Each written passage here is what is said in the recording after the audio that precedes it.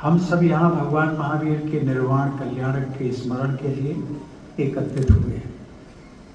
हम भगवान महावीर के जीवन और उपदेशों की उस अमर ज्योति को प्रज्वलित रखने के लिए एकत्रित हुए हैं, जो समूचे मानव समाज को हजारों वर्षों से आलोकित करती आई है।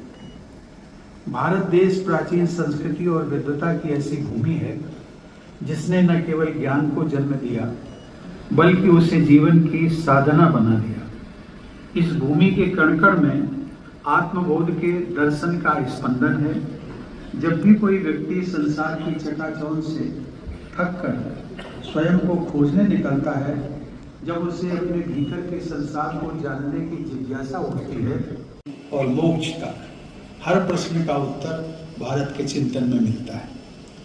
भारत के साधु सन्यासी जैसे तपस्वी परंपरा पूरे संसार में अद्वितीय है।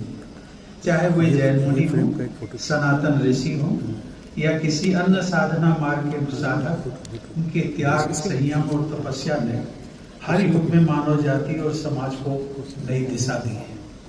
आज भी हमारे देश का यही प्राण तत्व है जो हमारी संस्कृति को जीवित रखता है, हमारी आत्मा को सतत जागृत रखता है और हम सबको सार्थक जीवन जीने की राह दिखाता है।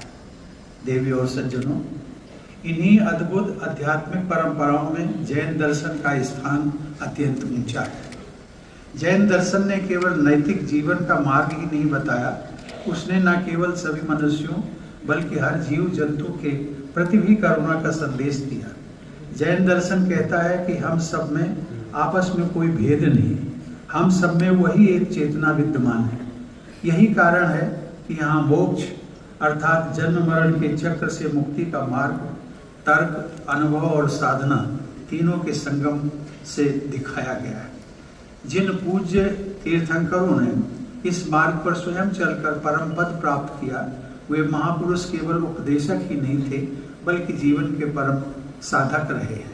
उन्हीं के प्रति श्रद्धा से झुककर हम नमो अरिहंतारम नमो सिद्धारम कहते हैं।